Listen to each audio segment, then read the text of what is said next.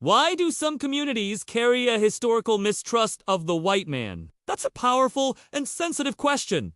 And the answer isn't simple. It's a subject that touches on centuries of history, deep-rooted cultural narratives, and complex social perceptions, rather than any inherent truth about individuals today. To really understand it, we need to look back at its origins, explore how those perceptions formed, and see where we can go from here.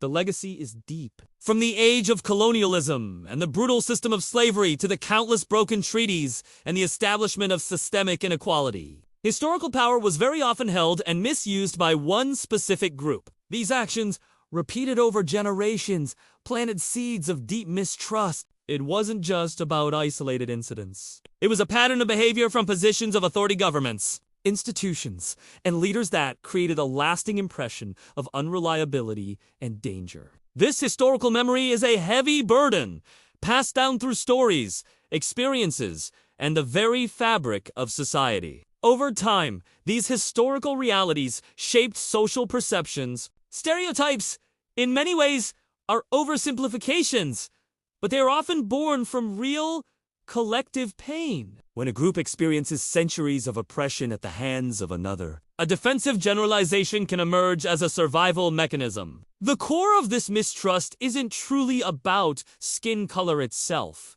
but about the memory of imbalanced power and its consistent, painful abuse. It's a shorthand for a long and complicated history of injustice, where one group's actions define the relationship for everyone.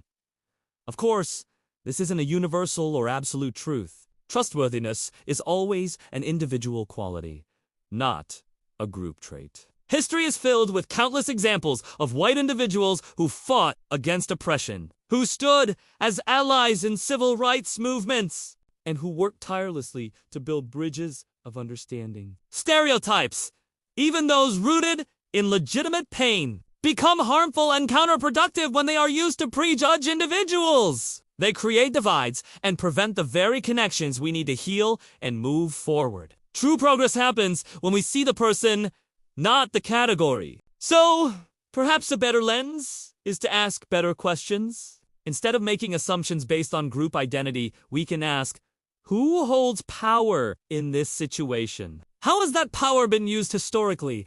And how is it being used now? And most importantly, what can we do as individuals and as a society to build genuine trust across our differences? These questions shift the focus from blame to responsibility and from division to collaboration. Ultimately, the phrase mistrust of the white man reflects the lived experiences of oppression for many communities. It's a summary of a painful past, not a final verdict on every individual in the present. Understanding its origin, the history, the pain, the power dynamics is the first crucial step toward moving beyond it. Because trust isn't inherited from the past, it's built carefully and intentionally in the present, with a clear understanding of everything that came before.